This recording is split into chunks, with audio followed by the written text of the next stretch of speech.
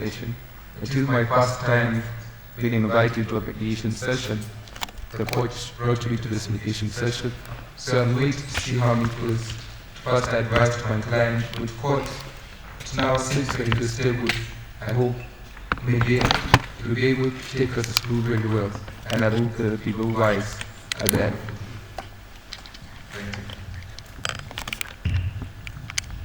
Thank you so much.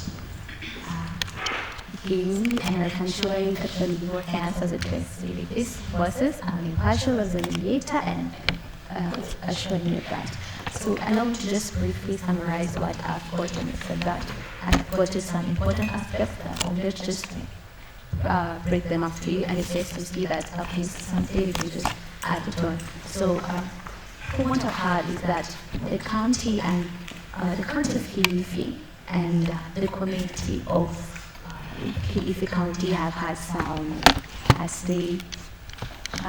differences, and that is due to the regard of dam in question, and they clearly told us that the dam that was in question here caused some really strain between the community members and the county, but you've assured us that you will not continue with that relationship with the community and its advanced interest. I would like just to bring them to the table. You've told us that the main interest in natural funds is on the issue of ownership of the dam to remain to the county, and also the interest of the revenue collection to remain to the county, and to ask the councils of elders to help in the management of the dam. Is that correct?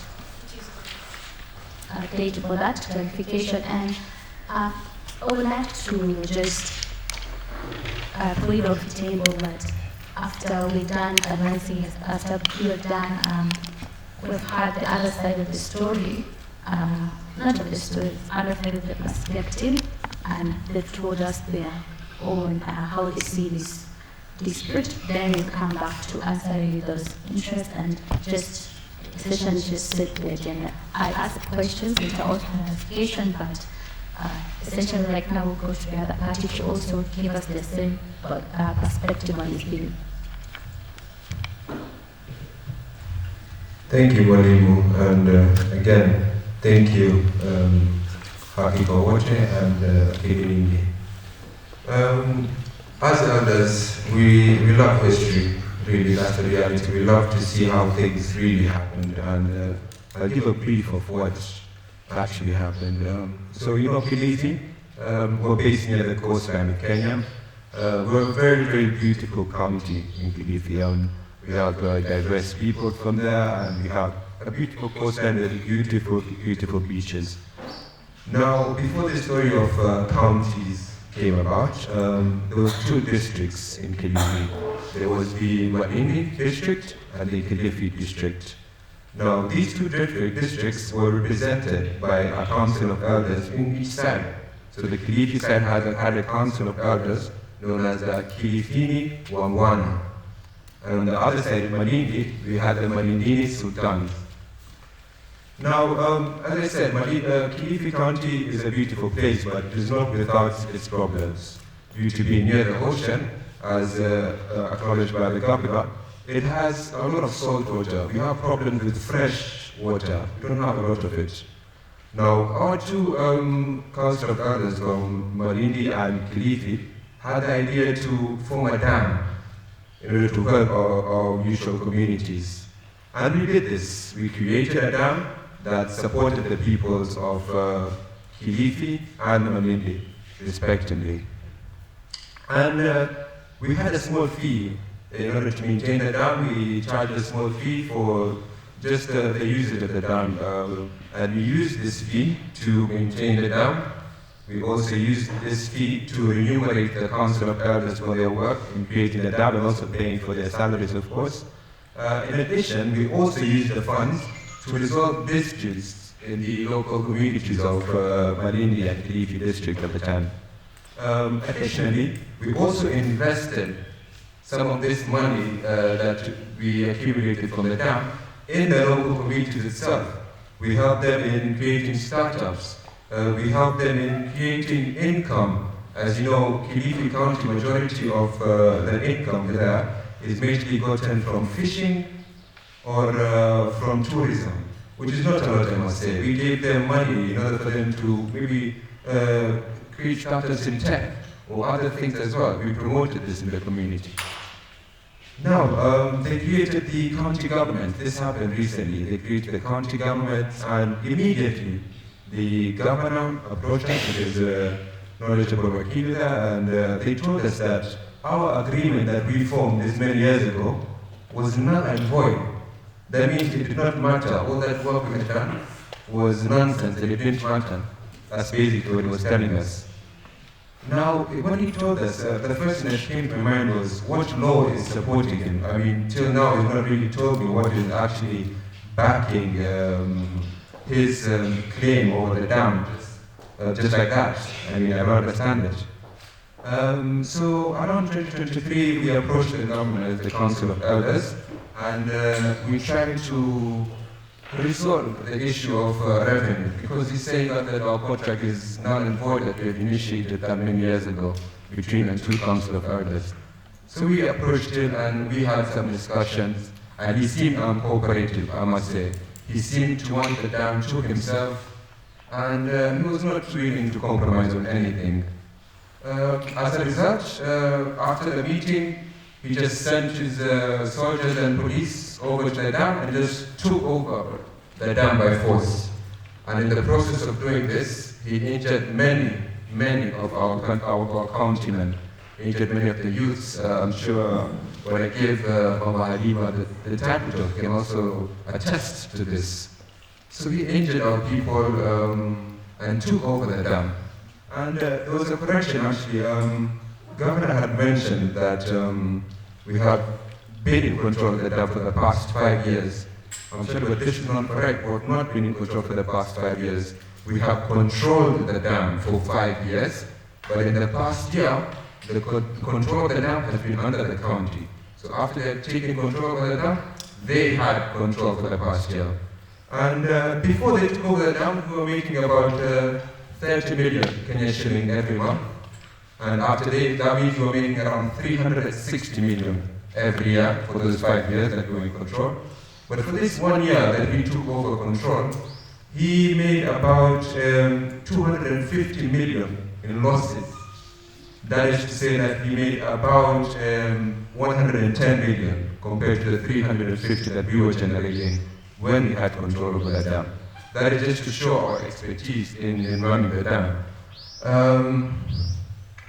Now, we have taken control over the dam, and in addition to that, Governor had also instructed his advocate, or Wakili, to take us to court, to force us to come back to work in this dam that they kicked us out so rudely. Now he has come back to us to ask us for our help.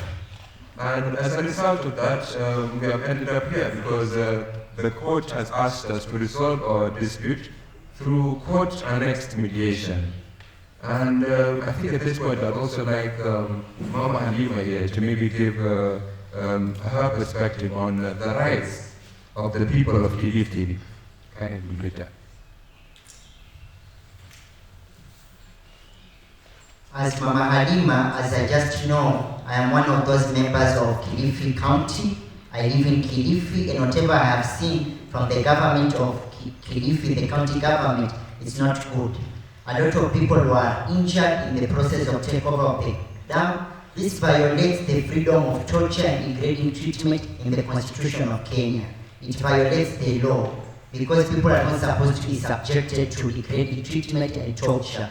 And also the force used was not proportional by the people evicting, because the people of the Kilifi County are people who are not armed. So we are supposed to be using reasonable force in dealing with that. I felt very bad as a mother to see other kids being injured as well as other men being injured and other women. I feel for them, and I'm very sorry that this has happened.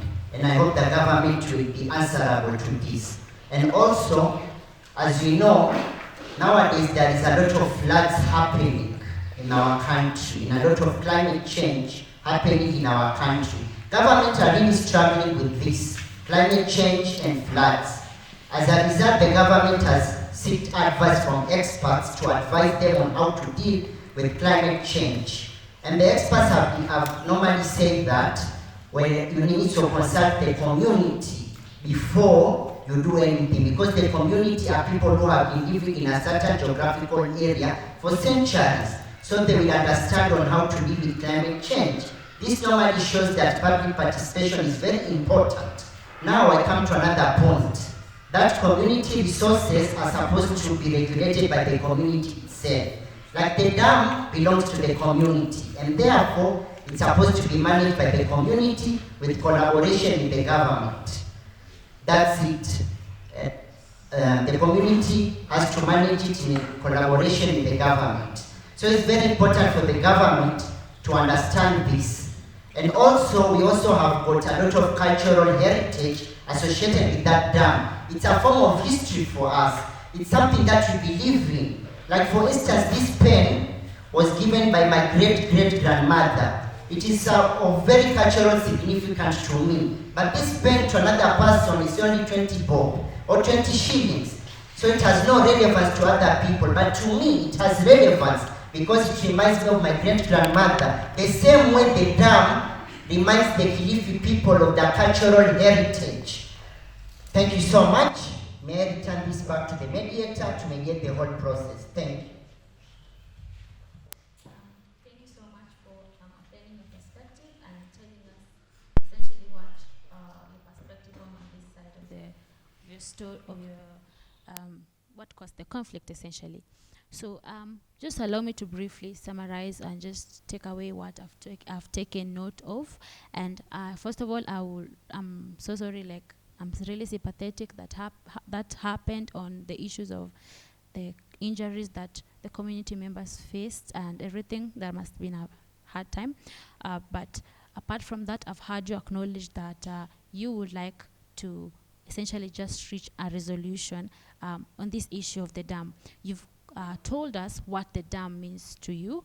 That is on their cultural heritage. You've given us the history on what essentially the dam means to the community, and I think that has been very eye-opening even on the side of the requesting party. You've given us what you essentially would like or advanced your interest in this whole mediation session. You've given us the interest of you would want the dam to be managed by the community in help of the government. Is that correct? If I can clarify something, I'm not trying to be enemies with the government. That's not my purpose of being here today. I understand that times change, and as times change, we also need to adjust to those changes. And as such, I'm willing to collaborate with the government, but there's something I must say. The actions and their attitude towards us so far has not indicated that they're even respecting us in the first place. They're not respecting the cultural significance of the Council of Elders, and as such I feel totally disrespected being their representative. And just to put it forth, I'd like the governor first of all to maybe issue a public apology saying sorry for the fact that they abused the people of Kilifi County when they took over the dam, in addition to also admitting that things could have been done better, that he could have conducted himself better and not acted as harshly as possible. I'm sure we can come to an agreement, and I'm actually looking forward to coming to an agreement here today, but that's one of the conditions that I believe has to be adhered to.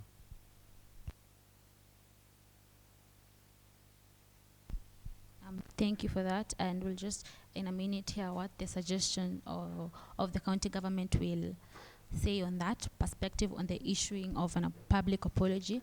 But first of all, I also like to just essentially set the agenda of the this session to just essentially help guide us through this whole mediation session. And based on both of your interests, based on what the interest of the county government has advanced and what the community has advanced, I think, according to me, and you'll just agree on me because agenda setting is very flexible, it's not rigid. We like the help of the both parties, and the first one that I've come up with is on the issue of ownership of the dam, and are both parties okay with that agenda as being the first agenda for us to discuss? Okay, so I don't have a board. I'll just write it here where everyone can see.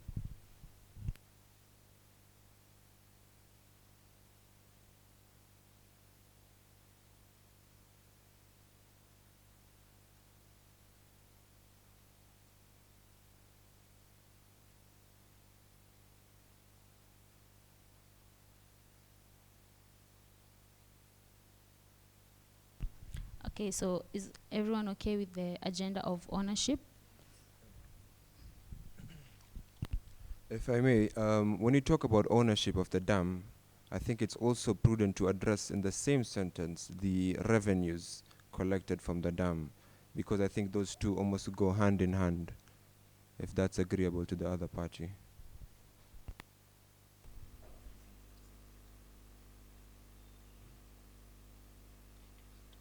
Do you have something to say?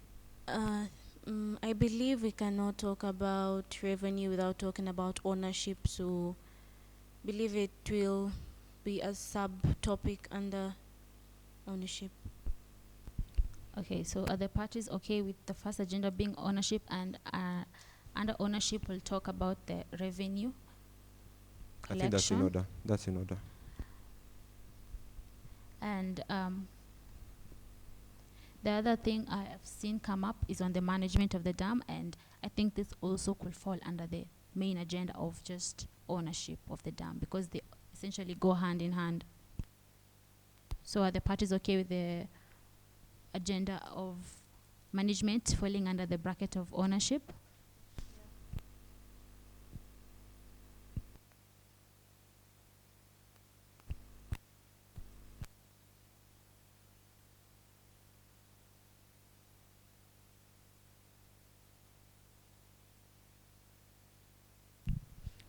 So I think we should just start with that main agenda of ownership, because I think it covers a lot. So I think it will be very essential to just start with the agenda of ownership if the parties are in agreement.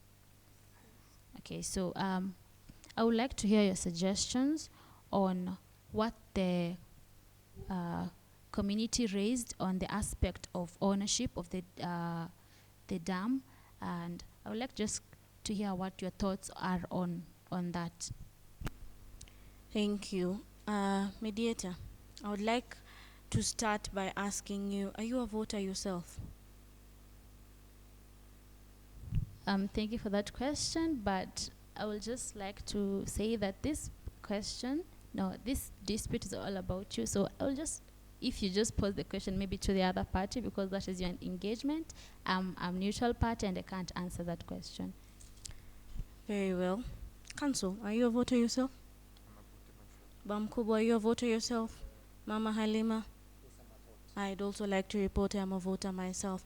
And I believe that a county cannot be formed by anyone else other than the very members of the community who vote other members of the community in that leadership position to advance their interest and ensure community development. Is that right, Mama Halima? Yes, it's right, we vote, but also we make wrong choices in terms of vote. Mama Halima, your insinuations are very exciting, if I may say. You, the people of Kilifi County, woke up very early and cast your votes. If, as you have said, you made the wrong choice or the right choice, I do not know. But you made your choice. And as it happened, I became governor. And along with the governorship came responsibilities. And in that office, I found laws that govern that very office. And those laws dictated that the dam is the property of the county. The running, the management are all under the county. And if Bamkuba, I heard you correctly, you said that the county has failed to show its willingness to work with the community members. If I may remind you, Bamkubwa, we have been trying to get you to work with us. We do acknowledge there might have been a scuffle in between, and by the end of this mediation, I believe that will be an issue that we will be able to throw in the past.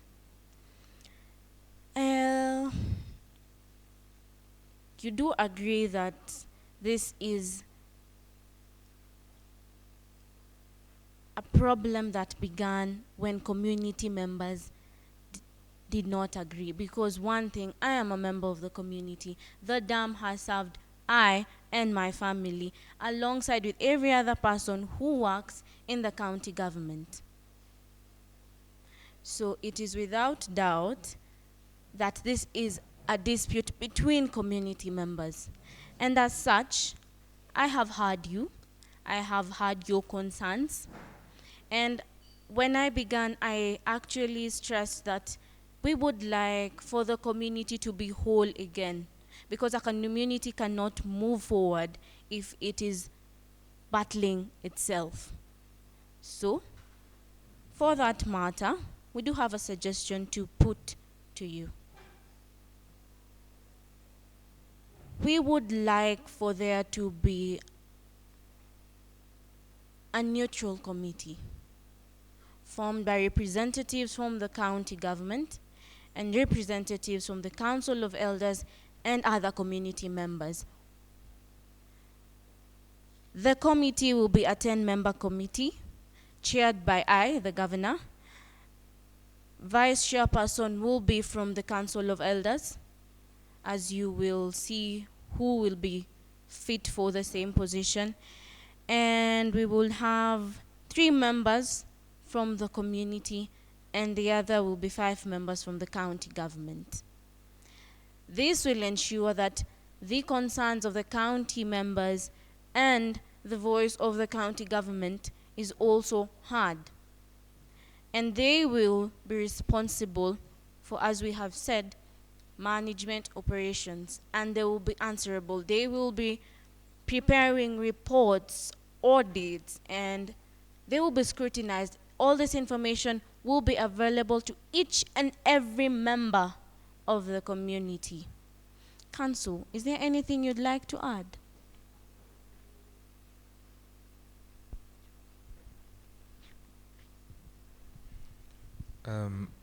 Thank you. The only thing I'd like to add is that the members of the community or in that committee should be able to have utmost respect to the governor of the county, remembering that you are the people who put him in that office. You are the people who are supposed to follow the laws of the country, follow the laws of the county, and show him the utmost respect that he's supposed to have. So you are supposed to report to him, and if there's any problem, you're able to tell him and ensure that there is no wrangle in the future times that will come. Is there anything that you'd like to add?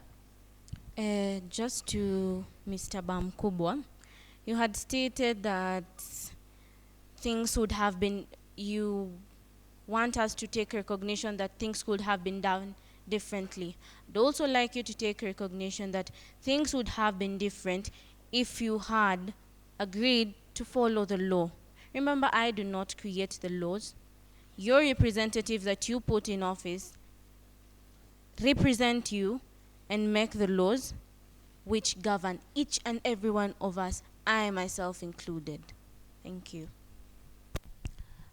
Thank you so much for that. And I can see that emotions are running high throughout the table. And as your mediator, I would like to remind the parties that once as they advance their interests, kindly just be respectful. And since you're both on the same interest of maintaining a good relationship between the community and the government, I will urge you to just be respectful. Don't use offensive language or mean words to each other, and kindly do not point at the other party or insinuate a body language that will offend the other party. But thank you so much for that, and just allow me to briefly rephrase that. You've brought up the suggestion of a neutral committee, 10-member committee, and that is they have 5 members from the county government, is that correct? And 5 members from the community. Or can you kindly clarify that?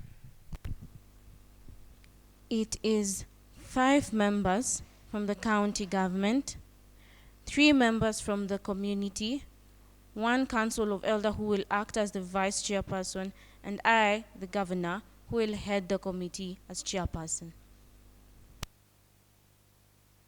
Thank you for that clarification. And you've expressed that the committee management, that it should be reported to the governor, or is that correct? They will be answering. Okay, as I will be a member of the committee, I will also ensure that I also give responses to the people as well. They will also be able, if we institute a project and they do not follow up on the same, they will be able to come back and answer to me as why they have not done the same. So they will be answerable to me, and I will be answerable to them as well, because I will also have a duty in that committee. Okay, thank you for that. And I would just like to hear the suggestions of from the community representative on what are your thoughts on that proposal. Thank you, Madam Mediator. Thank you, Governor, as well. Number one, you've mentioned the law a lot. You've been mentioning the law. You want me to apologize because I've not done something according to the law. But to this point at our mediation, you have not said any law that is protecting you or that is backing any of your claims. You have not said what law is giving you the power to claim that our initial contract was null and void, number one. You're also not showing us what law does not allow for public participation of the people in doing what they feel is correct. And also thank you, Governor, too. You've also clarified that you and your family have benefited from the dam, and I believe that makes sense at this point, because at the past year when we gave ownership, or when you forcefully took ownership of the dam from us, revenues shot down. No one was making money. And that was because we were not there. And now you're claiming you want to form a committee that is 60% made up of the county, and you give us a merely 40%. I think that is unreasonable. We have already seen what happens when we give the county governorship ownership of the dam. So in response to that, I'd like to give a counter offer to that. As you know, in Kilifi County, we're a historical county. We've had our traditions that have gone back centuries. And part of our leadership structures is something of an equality. We don't have set leaders. We have council of elders where everyone has a similar role to play. And I'd like this to be reflected in this committee as well. I'd like us to have a committee where we have 10 members, that's okay, but 9 of the members should come from the council of elders, and 1 member should come from the county, and that should be the governor. That will allow us, you've also not actually clarified what this committee is for, but I will clarify for you. This committee will have the major purpose of maintaining and upgrading the dam, which, as you already know, we have that expertise as the Council of Elders. Now, your role will majorly be supervisory, and as you learn from us, and as we continue operations in the dam as usual. Yes, I think with that agreement, we can move forward. Maybe if Mama Halima has anything to add at this point. Okay, I would like to add that the government has said that this dam belongs to them, actually, because they said everything belongs to the county government. But this is not the case. Now let me explain. We normally have got the doctrine of eminent domain, also known as compulsory acquisition of land. So I'm going to explain this. The council hasn't brought it, but he's going to bring it because he's also a lawyer and he understands the law properly. So there are two conditions that must be fulfilled. The first condition is it must benefit the community, and the second condition is the individual must be compensated. But in this case, any compensation cannot override the cultural significance that dam is having in the community. And therefore, even if you give the community another dam, that will not assist them in any way. You have not compensated them, because the right to culture is above every other right. So we must uphold all the culture of the community, we must respect each other's culture, and we must uphold it. And also I'd like to explain, 2010 is when the evolution started, is when we started having county government. As we know, all the power belongs to the people of Kenya. That is Article 1 of the Constitution of Kenya. All sovereignty belongs to the people of Kenya. And therefore, the people of Kenya have been pushing for a new constitution so that they can have county governments. Why? Because they wanted the governments to be close to them. We can have a national as well as a county government in this scenario. So now we have a county government. The county government should serve the interest of the people. And therefore, this is the importance of public participation. The community participated in bringing the evolution. That's why you are here. That's why you are elected. It is because of that. And then I also want to explain that you cannot compensate the culture of the people. The culture of the people stands out. Thank you. If I can add a few more things. Thank you, Mama Halima, for that insightful take. She mentioned that one of the requirements for you to take this dam was that it should be beneficial to the community. And in the time that you have taken the dam, I must say that many of the businesses that have been reliant on this dam have plummeted. Their profits have plummeted and their businesses have had to go bankrupt. Businesses such as supply of water, so trucks transporting water from the dam to other communities around Kilifi have had a downfall in their income. People who sell water bottles on the streets have also been affected negatively by the dam being in possession by the government. So I don't see how them being in possession so far has been beneficial to anyone. So I do not think they have even met the obligations of this doctrine.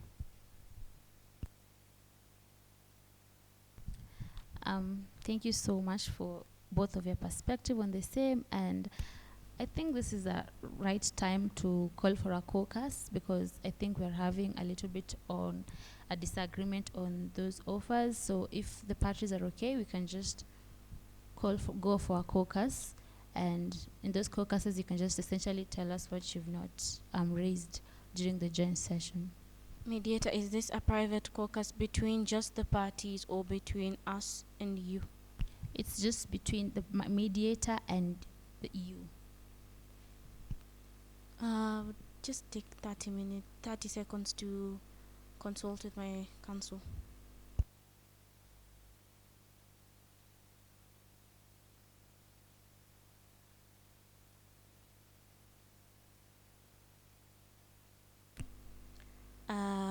Very well then, we may proceed if it is agreeable with Mr. Bamkubwa and Mama Halima. Maybe we can also get your perspective on the details of this committee, because you are not very specific, and I proposed the functions of the committee, but maybe you can respond to at least that bit, so we're in mutual understanding for what this committee is even for in the first place. So do you want me to respond to it now or after the caucus? Right now. Very well, I will continue. I had given an umbrella role because I believed we would have, from the committee, sat down and clearly talked about the rules, but for purposes of clarity and so we can move on, the committee will be tasked with the role of revenue collection, management of the dam, maintenance of the very said dam, and maintenance includes repairs, upgrading, and whatever else we'll see best. And also, the committee will serve a purpose of finding what the community projects that are to be given priority are, and will also be tasked with the role of overseeing those developments. I believe that is in order. Council, do you have something to put across? No, it's okay. Thank you. Okay, thank you. So let's just briefly break it to the caucuses, and I think in that caucus we'll advance more based on what you've just told us, and just open up anything they will not have said, if it's okay with the parties. Okay, so can you start? The party who does not want, who is not party to the caucus, can just kindly step outside, and I'll just briefly have a caucus with the responding party first, if the requesting parties are okay. Yeah, thank you.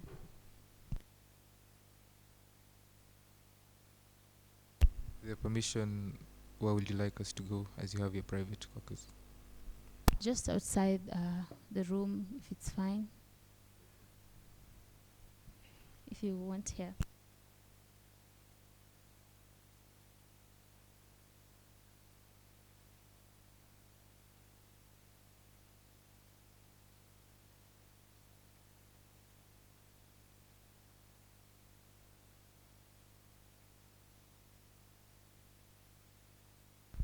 How are you? Very good, Madam Mediator. How are you? I'm fine, thank you. And I'd just like to ask you, how do you think like the mediation session is going so far?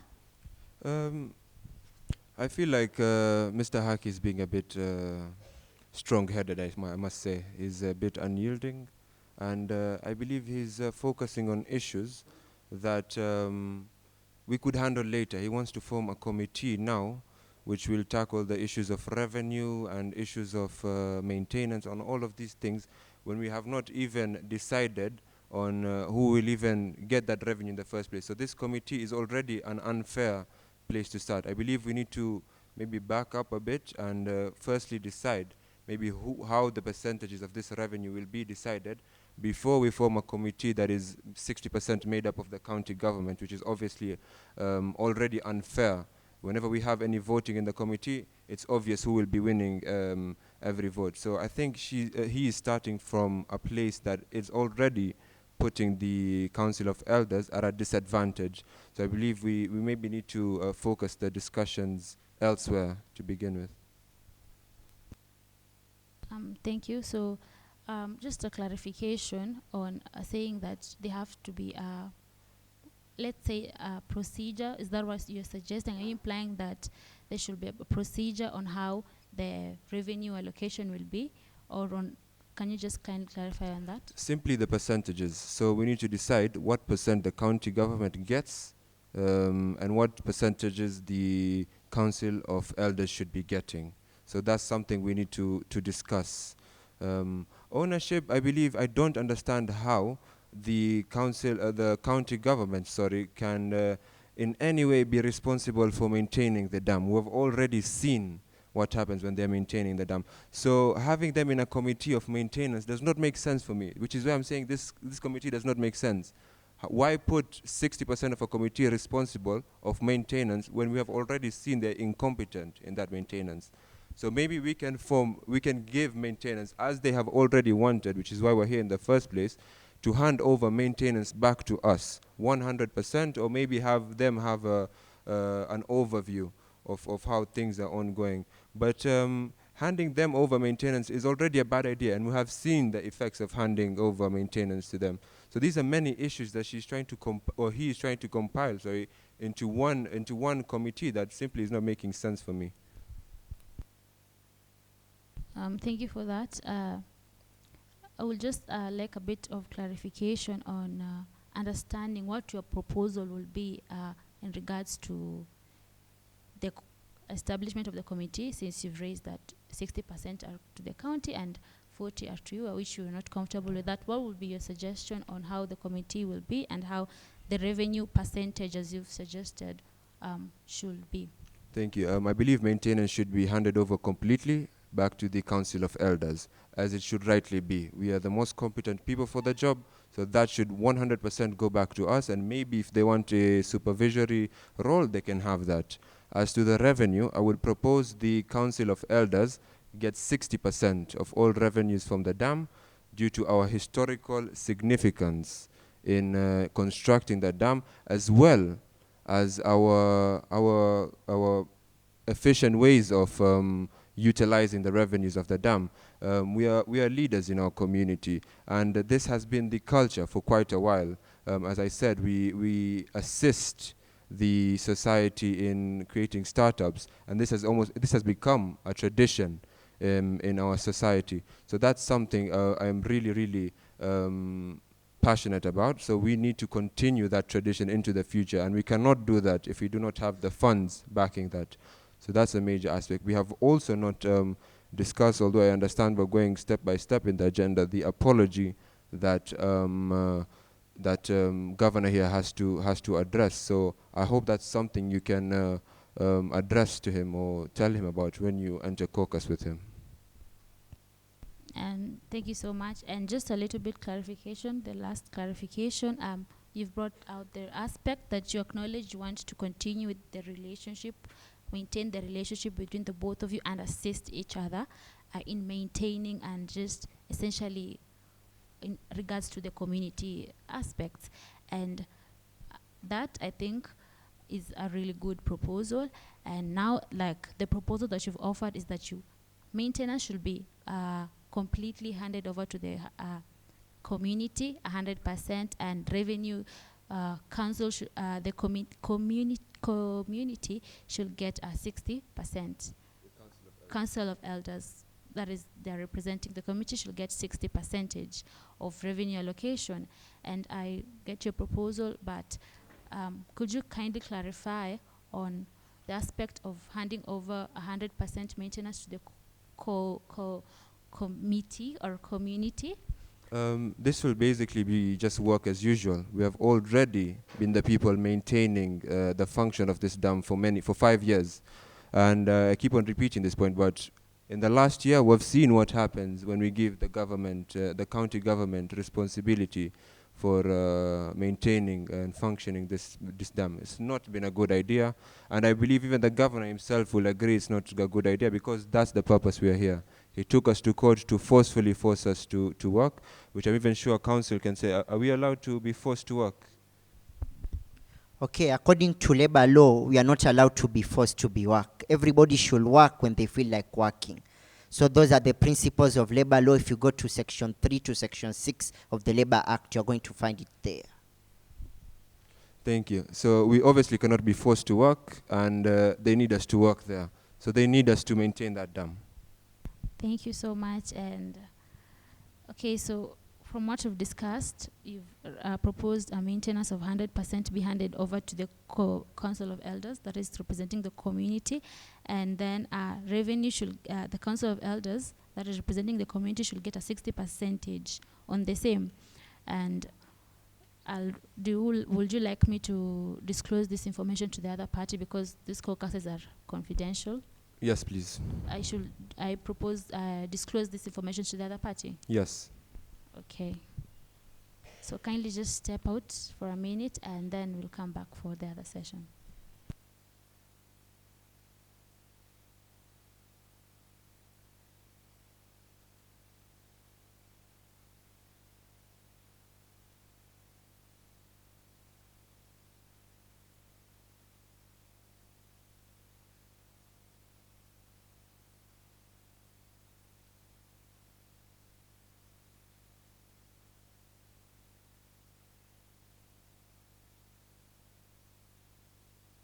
How are you?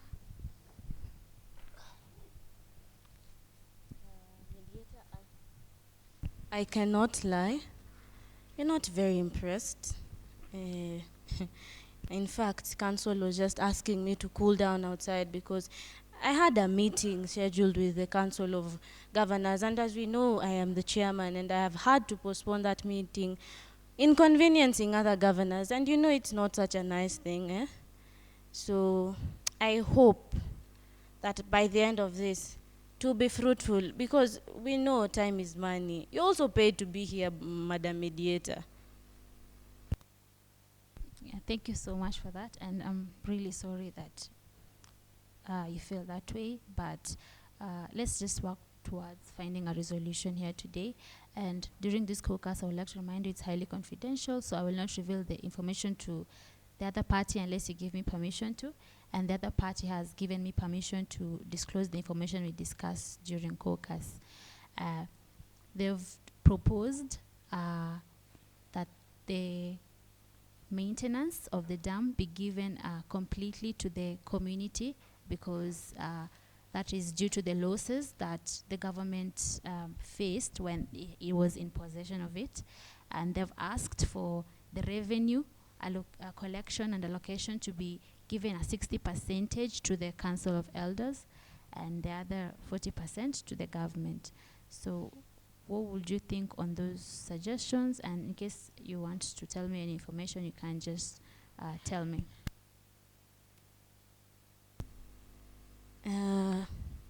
Let me hear something that my council wanted to speak to me just for 15 seconds.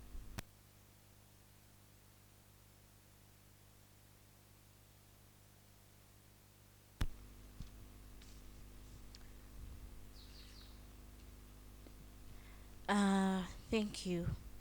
So, I have heard their proposals, and we are willing to compromise on some, but some we are not really ready to compromise, given that, understand, I am also governed by a certain law, and some responsibilities are just actually under the county government completely. I have heard that they have said they want maintenance to fall under the Council of Elders and the community at large. And I'd just like to tell you one thing.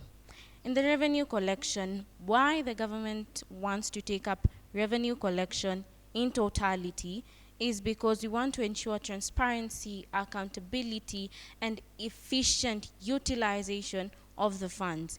It is no secret that we have faced challenges in the collection in the past year, but that is because we have not had goodwill from the community, and you cannot have a community fighting against each other and you expect anything good that will come from the same. We will also ensure that why we want the revenue collection to fall 100% on the county government is to ensure that public services and the development of the community actually continues like it was, and even be much better. So we are ready to reverse the roles, have them give us 60% of the revenue collection. It's a gracious off, I mean, it is the county that is supposed to collect revenue, I mean. And have them get the 40%. And council has asked me to remember that I'm also part of the very same community, and I also don't want to battle my own people. My parents themselves were part of the very people who agreed for the formation of the dam. So, in the 10-member committee, we had earlier stated that we would like 5 members from the county government, 3 members from the community, 1 council of elder, and me, the governor. We will give them the 60% they wanted, provided that they will provide accurate reports and audits of every activity that they do. After every activity, a report is submitted to my office of whatever they did and the minutes of the meeting that they had. So I believe, Council, do you have something to say? I just have one thing to say. I think mediator kindly advise Mama Hamisa that this is not a courtroom and should minimize the use of legal terms, since my client here doesn't really understand the use of it. So kindly, Mama Halima, to not use those terms kindly. So can you just kindly clarify on the proposal? I clarify on them. You've management to the county government, 40% to the community and council of elders. Then we give them 60% membership. That is 6 members from the community and 4 members from the county government. So 60% of ownership and management to the county and 40% to the Council of Elders. I'm not quite getting, is it on the revenue or management? Revenue collection, we said it will fall under the management and running. That is part of management. So for the revenue collection, we will have the 60%. And in the members, we will have them have 6 members from the community and 4 members from the county government, I myself included. And then a membership of 5 to the county government, 3 consisting of the community, 1 governor and 1 council of elders. Is that correct? Let me just break it down to you. Governor as chairperson and 3 other members from the county government, 1 council of elder, and the other members from the community.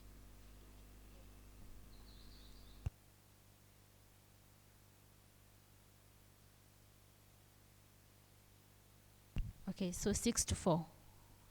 Okay.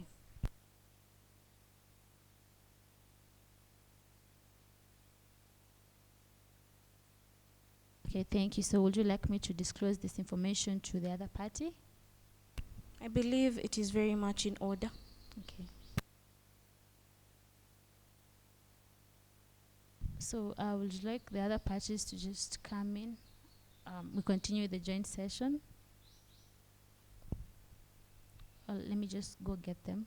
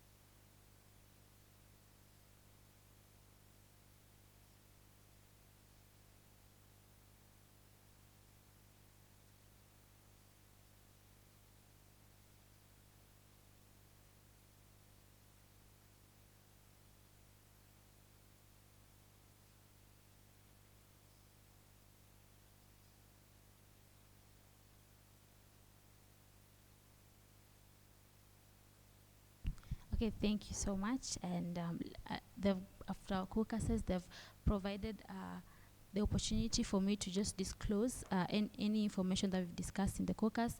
And the proposals that are on the table right now is that the county government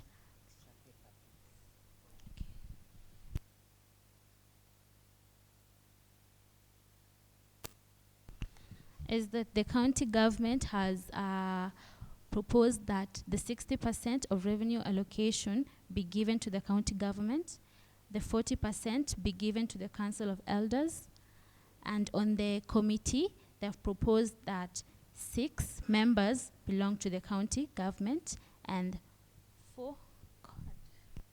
Mediator, if I may clarify, 6 members will be from the community, and the vice chairperson will be from the Council of Elders and will be among the 6 members.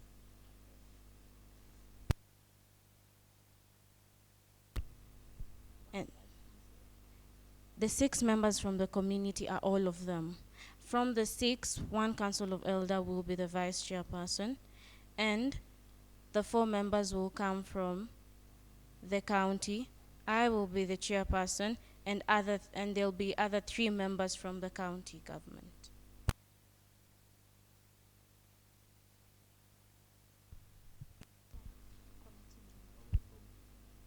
4 members from the county and 6 members from the community.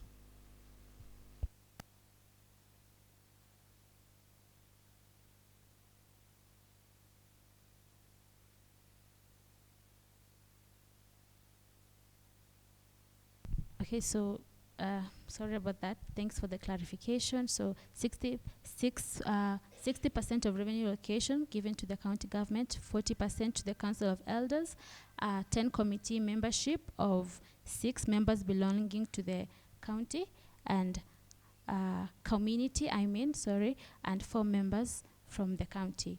And they've requested that the reports be given to the county. The reports of the undertakings of the dams and everything be reported back to the county.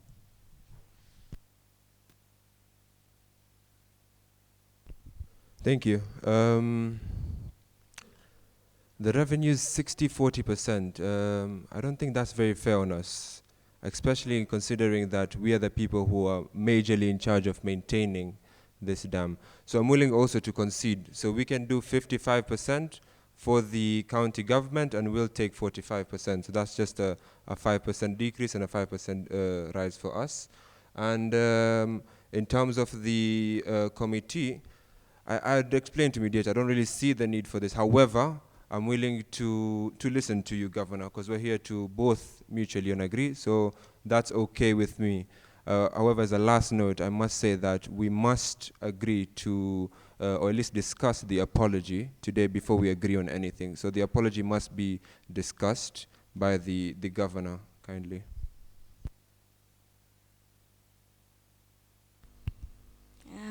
Mr. Bamkubo, very well. I have heard you, and I'm also a member of the community, and I am a politician. And I will come back to you guys after my time is over and ask you to put me back in office. So I believe an apology, a public apology to the very same people who put me there is a very small price to pay. So it will be issued. And I believe my council will also be present because he has been present from the beginning. So that is a, as I like to put it, a no-brainer. Yes, we will. Even if you want it, but I have a really tight schedule. We will see when to actually, even if you want, call the media and have everyone, even if it's a local baraza, and have the members of the community present.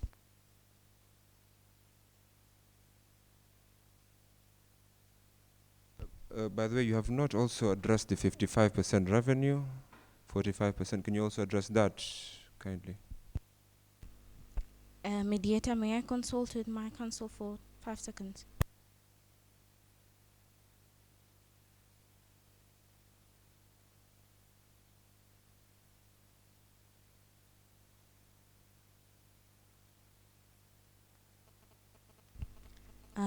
Thank you. Mr. Bamkubwa and Mama Halima, I hear you and I empathize with you. You have given a suggestion of 55% and 45%. And I just want to actually, as I began, I also stressed that I want to maintain a good relationship. And I believe that can be fostered by just a 5% increase is not something that we should put to increase the barrier between us. So, yeah, we will concede to the 55-45. However, there's a condition that comes with it. I would like a report of the breakdown of the 45% to be issued. Remember, we are to ensure transparency, accountability, and efficient use of the money because the money belongs to the people. So I would like to know that the money is being used for the betterment of the people. Thank you, Governor. And I believe that's in order. One of our primary interests here is the welfare of the people of Kilifi. So I am 100% in favor of making sure that every shilling is accounted for that we receive. So that is in order.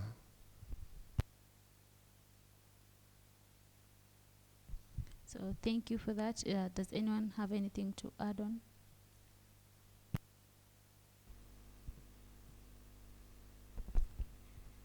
From what you had said, I believe we have tackled all the issues, if I'm not wrong, which means this has been successful and true to the words of my counsel here and true to your words as well. So I'd just like to thank you, Ma'am Kubwa and Mama Halima, for this fruitful session that we've had. Thank you, Council, for also making time to come. Thank you, Mediator, for helping us and being very supportive and facilitative, because it has been heated and you are very good. And as a token of gratitude, appreciation, and just to, show that this is all in the past, I'd like to invite each and every one of you to my home over the weekend for a good day. We can laugh, eat, have talks, Yeah. Even Mediator, you're invited, you're not excluded. Yeah. Thank you. Council, do you have anything to say? I'm very grateful for this mediation session. I think I'll advise some of my councils to also take part in this mediation sessions. It has been very fruitful. I hope I can come to the coast and eat some of your fish, since you've said you're doing fishing, and I can be a tourist and just go around and see the fort, if that's fine. This has been nice. Thank you very much. Thank you, Governor. I believe this would not have been a session if ukupiga siasa yako kidogo hapo. So thank you for that. We accept the dinner, and kindly make sure there's nyama choma over there, please. Yeah, so thank you. I'm also happy, Mediator, with your conduct today. You were unbiased to the best of your abilities. Thank you for that. And I'm also happy that we fulfilled our promise of coming to an agreement. I know that was not the easiest thing to do, but we managed to do it anyway. So thank you, Governor, for being able to do it. And don't worry, we'll teach you fishing, Wakili. Thank you.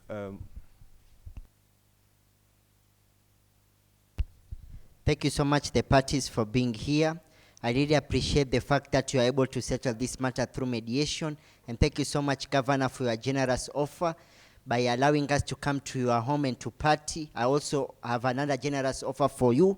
You can just come to my house close to the beach so that we can swim and compete versus one another. And thank you so much, Mediator, for being here with us today. You did an amazing job. You are unbiased. And also, I hope that you'll continue maintaining the confidentiality, which I trust you do. Thank you so much, everybody.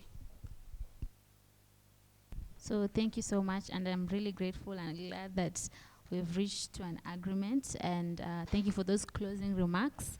And now that I have a rough draft of the agreement, but I'll read it up to you for you to just clarify. So the agreement herein is that the parties have agreed on a committee of 10 members, and that is 6 from the community, 4 from the county, and revenue allocation of 45%, and a 55% with reports to being given to the county for accountability, and a public apology to be issued.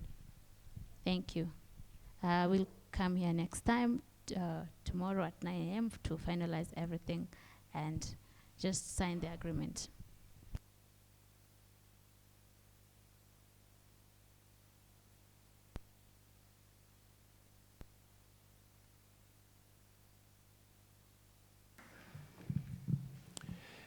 So a big congratulations to all of you.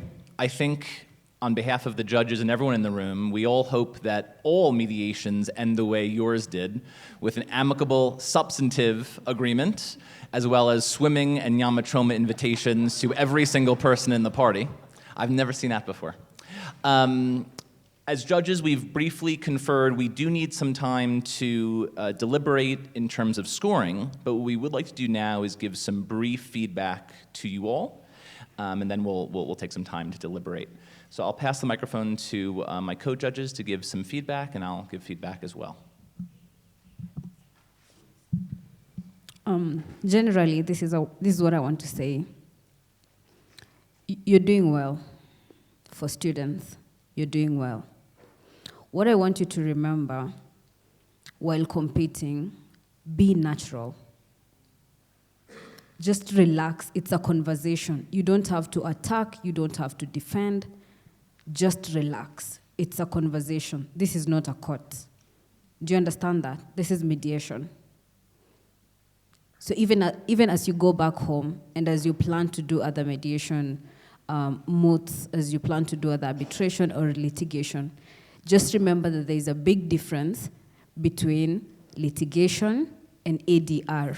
That's why it's called alternative dispute resolution. There is a big difference. So here you don't have to really, be in court, if you know what I mean. Just relax, have a conversation. Keep that in mind. But we'll give you the comments later on. Thank you. Okay, well done, team. I think you've really showed that you've gone through the training and you've been taking notes throughout the week. I'll do 3 comments based on the roles that you're playing. Madam Mediator, you are comfortable. You were confident. You did a good introduction. You set the climate. You got the documents that are relevant to be signed. So there was a good order. I just want to mention things I think that you can make much improvement on. Parties don't know what happens in a caucus. So when you're doing introduction, tell them, line up, organize your thoughts. Introduction, who we are, you've trained, so they know you're trained, you're confident, you know your craft, and then the next thing is to tell them what happens in a mediation. It will be a good time there to tell them at some point, mediation will go into a caucus. And you tell them why you go into a caucus. They don't know they're in a stalemate. It's you who knows they're in a stalemate. They don't know the confidential information. You tell them when you're there. Now, not everything in caucus is confidential. So it is now your discretion, because you're very emotionally intelligent as a mediator, to know what you can bring out in the public, and you agree anything confidential. What that does, it helps you not to keep repeating, because a lot of your time then is taken away from there. The other item on something that I think you can work on very well is that the language. So it's a cost. We don't know whether Mama Halima is a lawyer or not. So maybe if there was another language that would have been brought onto the level. You realize a lot of mediations that include community, there is a cultural context. And their values, and they kept on hammering about it, what the pen means from the grandmother, what you can't monetize culture. So if you can just set the climate on the language, because it's part of your innovation, that will be helpful. Otherwise, on the overall, I think you've done well. I want to come to the parties and just say that you are making it very difficult for us to make a decision. I'll go to the requesting party. You introduce. You could tell this is competitive. By the time we get to collaboration, I didn't know when we were going to get to collaboration, and that's how competitive power-related mediations will be like that. This was a live case scenario. She was competitive. She kept on saying, I'm the governor. I will chair. She dictated. She used the word dictation. I dictate who is in the party, the composition, what I want. So when you go for mediation, and you find the scenario has elements of competition, there is power, then you have to prepare that you don't start with collaboration. So there is competitive, then there is compromise. I will give on condition, she even pointed. So there has to be a lot of observation, and then you work towards that. For the responding party, you understood very well what it is that you wanted in the room.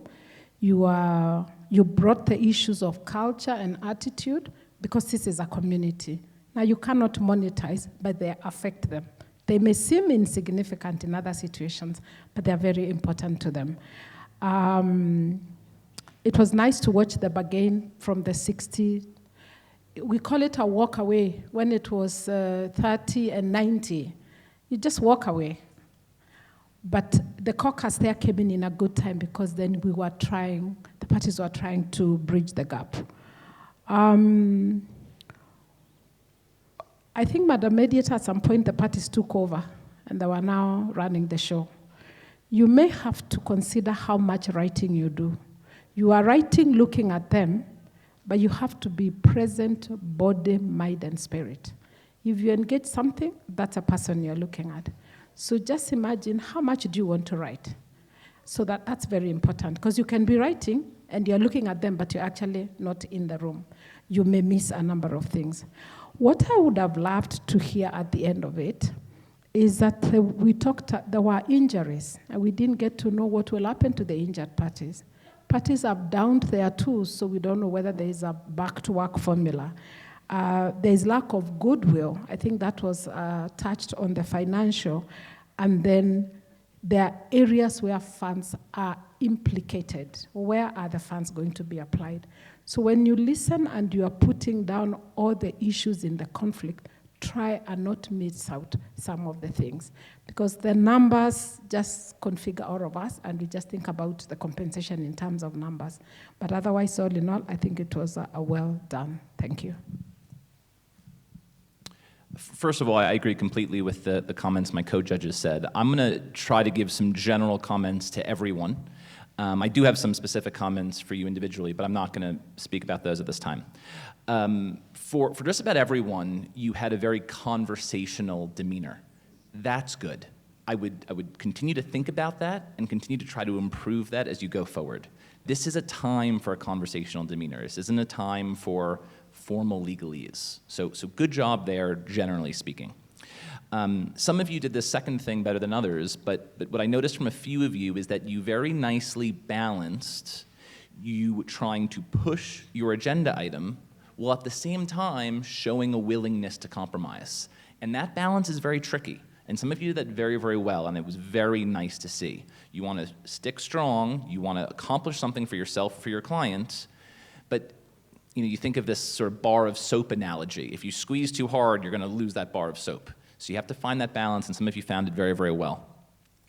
Something that I enjoyed for everyone is that when you were speaking, you were not looking at your notes. You seemed to understand your position, you seemed to have it internalized and memorized, and you spoke. That was nice to see. I see far too often in moots people scripting their entire speech and then reading things verbatim. That's not what we do in this profession. We internalize things, we understand things, and then we're able to just speak naturally. So well done there. Something not so good, and I don't know if I mean, it's not a huge point, but body language is something you guys should be considering. Slumping down in your chair, putting your hand against your head, these things send messages forward. So don't forget about that. That matters.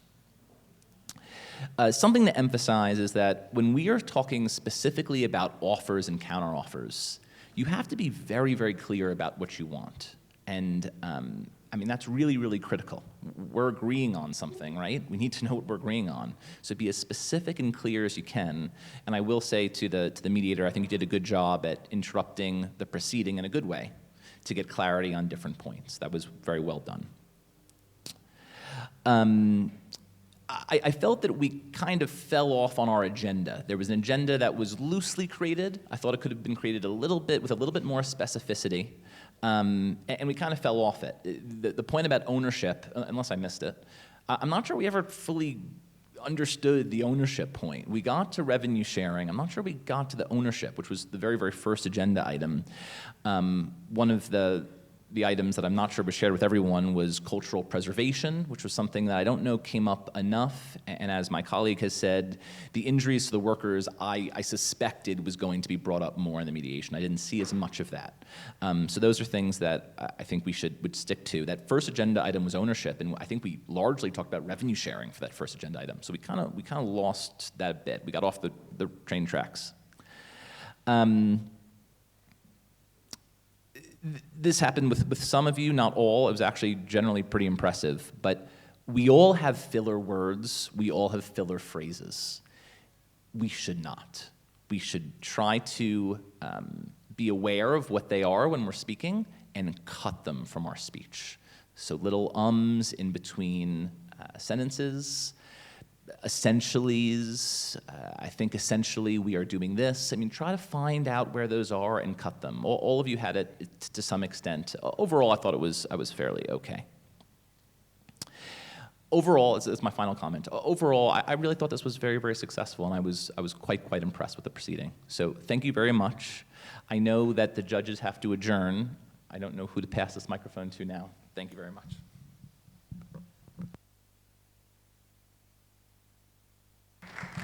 Thank you so much. A round of applause once again for our judges. Asanteni sana. And I want us also to give a round of applause for our participants and the mediator, tafadhali. Thank you so much. We appreciate the good work. Even reaching to the finals, it was not easy. You know, they had to go through the preliminary rounds, they had to go through the quarterfinals, semifinals, and now they are here. And congratulations. There's a quote we are always told that we are all winners. Okay? So as we proceed, I want just us to tuingia sasa kwa hapo kwingine. Ningependa kuwashukuru sana. Nadhani mnaweza rudi kwenye viti vyenu. Mwapigie tena makofi tafadhali wanaporudi. Asante. At this moment, we'll allow the judges. They'll be guided by one of the volunteers to go and deliberate on the marks, and then they will come back with the results of who finally, in the inaugural Lady Justice Joyce Aluoch Adr Moot court competition, has emerged the winner. So, Sandra, you'll guide the judges. Thank you so much. Okay, so right about now, natumai mmepata kitu kimoja au kiwili. Sawa? For those of you maybe who didn't understand what was happening, it was a simulation or a role play of a case. Kwa wanajamii wetu, ilikuwa kama kesi, hivi ndivyo kesi za mediation zinavyofanyika. Kwa hivyo ulivyoona hapa, ilikuwa shule mbili zilizokuwa zikitaka kuonyesha jinsi ambavyo ikiwa kuna mgogoro wote unavyotatuliwa katika meza na mtatuzi ambaye anaitwa mediator. Kwa hivyo hiyo yote ilikuwa tu role play, na mtakuja kuelewa the details baadaye. Thank you.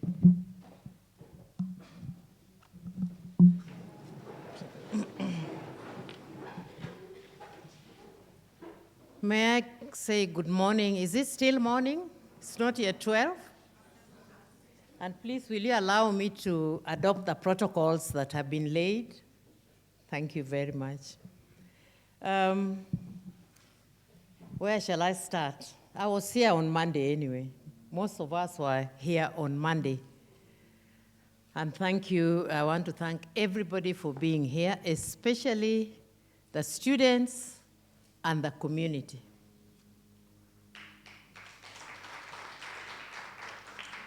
That's where we start, you know. And the students, where are we?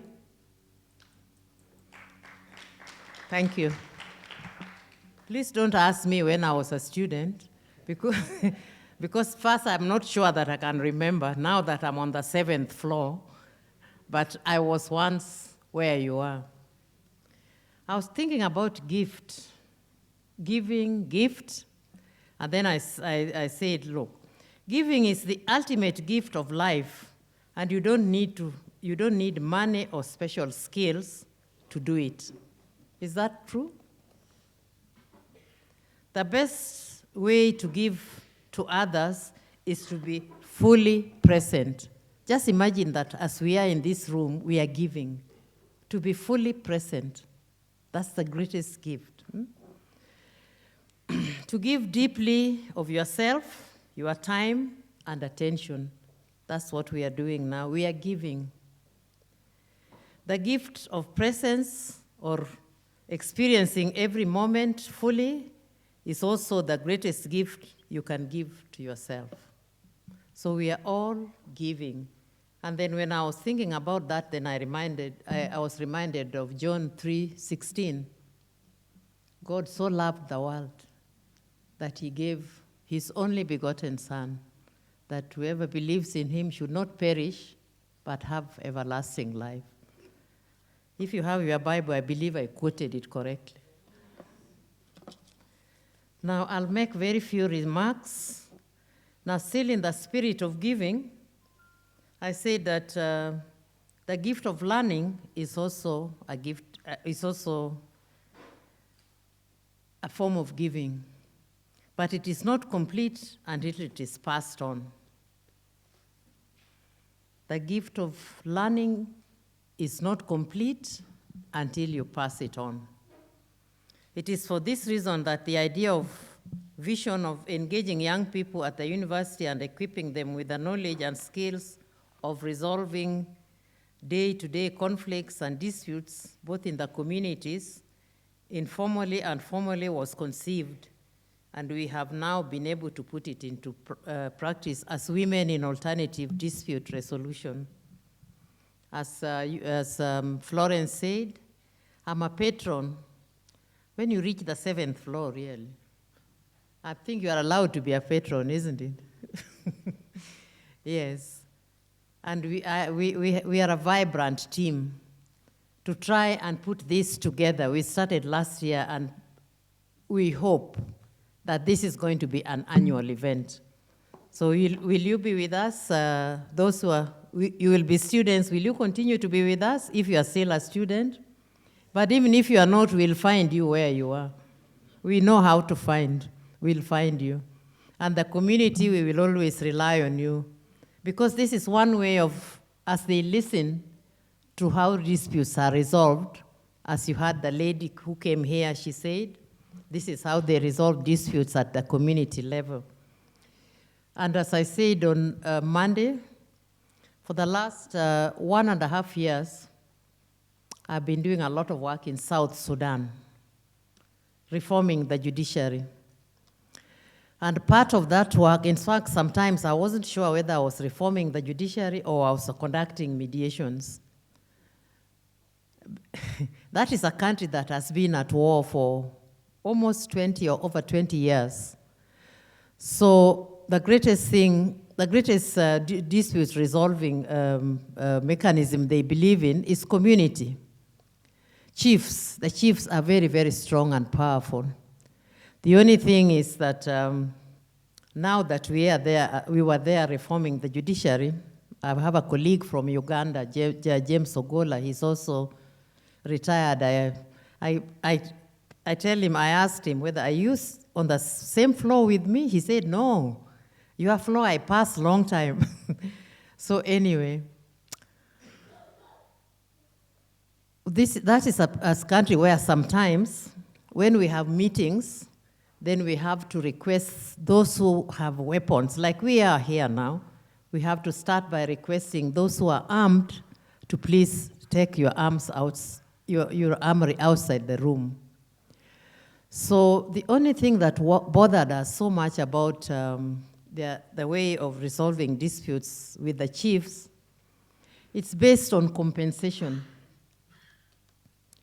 You may call it blood money, but that is the most important, that's the most popular way of resolving disputes.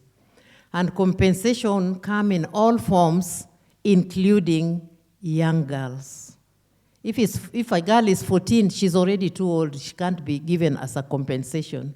She has to be 10, 11, 12, the oldest would be 13. So we are introducing ADR. We have introduced ADR in South Sudan, and we are hoping that they can pick it up, they can adopt it, so that this whole issue of compensation, including giving young girls as compensation, we hope that that can come to an end.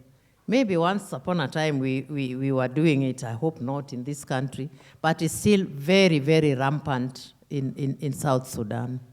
We have a report that we are only waiting to present to the president of the country when he's able to, when we are able to and is available. Now, as one who has been in the practice of disputes resolution for Judiciary of Kenya, I served for 35 years. International Criminal Court is one term of 9 years, and I served the full term of 9 years. So I have 44 years of service. But it was not until I completed my term at the ICC that I picked up ADR.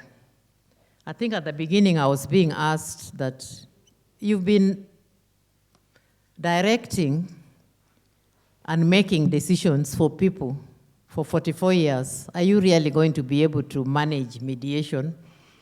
But when I trained as a mediator, I trained first as an arbitrator, actually. Anthony, I agree with you in the way you view arbitration. I first trained as an arbitrator in London, Chartered Institute of Arbitrators at the headquarters in London. But then, as I said on Monday, I said that for 44 years I've been listening, examination in chief, cross-examination, re-examination. Can I really go back there? I thought it was a bit too much. So when I trained then as a mediator, then I realized that's where my interest lies. And that's why I took it up seriously and came back home, and I've continued. I just got, when I was reforming the judiciary in South Sudan, I was at the same time mediating, because you have to do a lot of mediation, just to get a few things through. I was not just in Juba. I have gone through the entire South Sudan in a period of 1.5 years. So I know what goes on in many, many parts of South Sudan, to be able to get them, to be able to interact with them and find out. In some parts, they would say, judiciary, we know the chiefs. Are they judiciary? I said no, because the chiefs are under local government. They are not under the judiciary. They are under local government. But anyway, we encouraged them. We encouraged mediation, and we are still encouraging mediation until we finally hand over our report, and then we leave it to the country. Do they want to reform the judiciary as per our report or not? So, as I say, I wish to request the students to be aware of the times we are living in.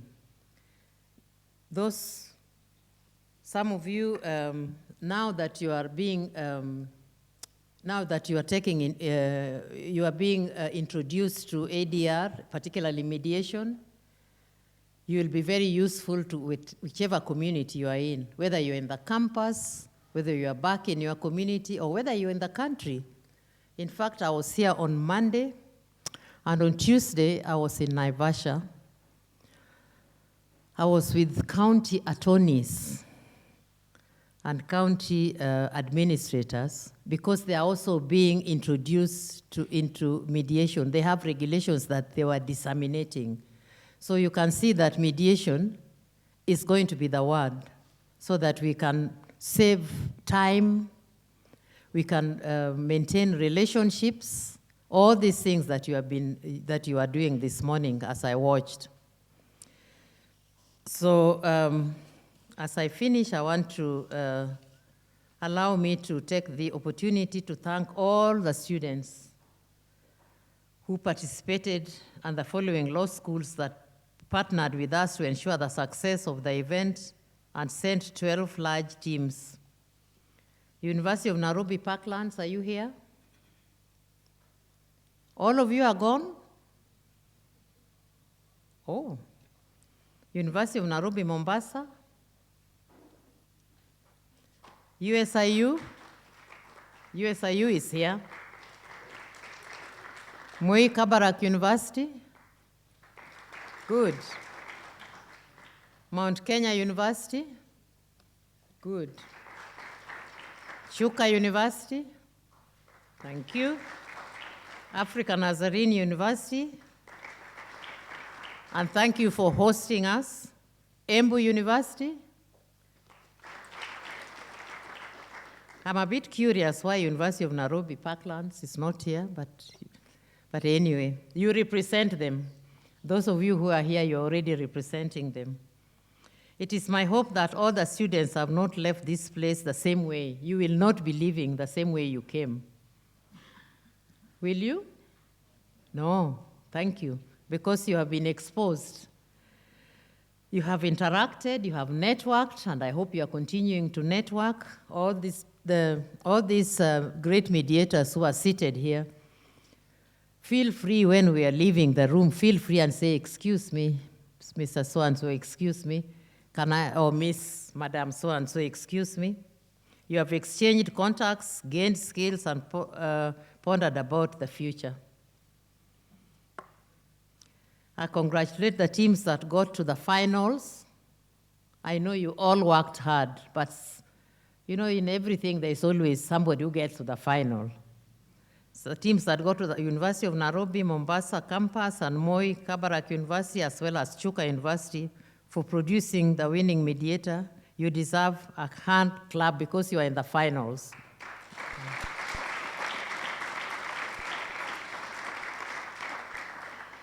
I also thank my team, the women in ADR, for finding it befitting to name the Adr Moot Court after me. Thank you so much, team, that you named this moot court competition after me. They surprised me with this. I wasn't aware.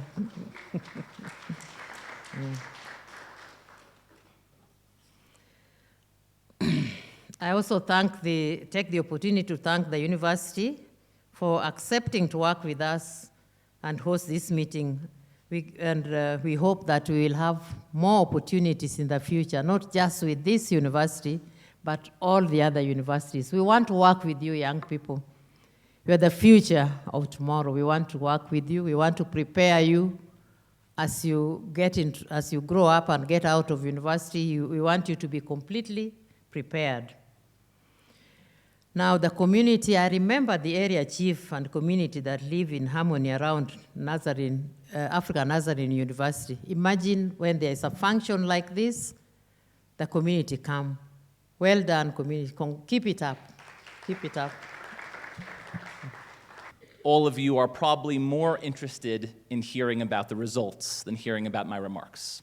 So, I promise I'm going to make my remarks incredibly short. I have the privilege of representing the 3 judges who observed the final round, and I will say the opinion of all 3 of us, which is that mediation was better than many professionals in the industry. So to the teams there, congratulations. I only want to give 3 pieces of advice. And I'm going to give 3 quick pieces of advice, and then I'm going to announce the winner. My first piece of advice is this. If you're going to be a student next year, keep on mooting. It is something that is not well understood by people who don't have mooting experience, but all of us do. And I will tell you this, from my 10-year experience of dealing with moots and mootees, the transformation that moots can do to you is fantastic. The growth you experience through moots is fantastic. So don't just stay in that classroom. Classroom is critically important. But make sure to get out of that classroom and to moot as well. And I think you're going to really experience some fantastic growth. Second piece of advice. Sometimes in the classroom, we get stuck in this habit of memorization and regurgitation. You have to memorize a lot. You have to keep it within you. You have to be able to regurgitate it at times. But life is more than memorization and regurgitation. You have to be flexible to the situation in front of you. So remember that. Don't just memorize a structure and regurgitate. Look at the situation in front of you and be prepared to adjust for it. Number 3, the law is critical. You all know that. You know that there are provisions you have to know and you have to utilize. But here's something that I see forgotten often. Advocacy. Your client. The real-life scenario that's in front of you. Is the scenario about a 4-point standard, or is it about a real-life situation where someone was harmed? Don't forget about the real-life scenario. So, with those 3 pieces of advice, I have the privilege of announcing the winner. Like I said, this was an incredible final round. We were very, very impressed. The scores were also incredibly close. But in this instance, only one school can be the victor. And in this situation, the victor was University of Nairobi, Mombasa campus.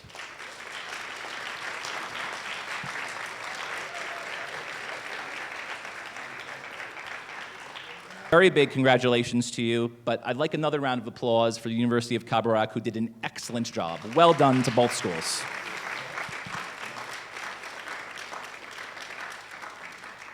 I'll pass the microphone back to Florence to lead us to the next speaker, but congratulations to everyone who did this. Really a job well done.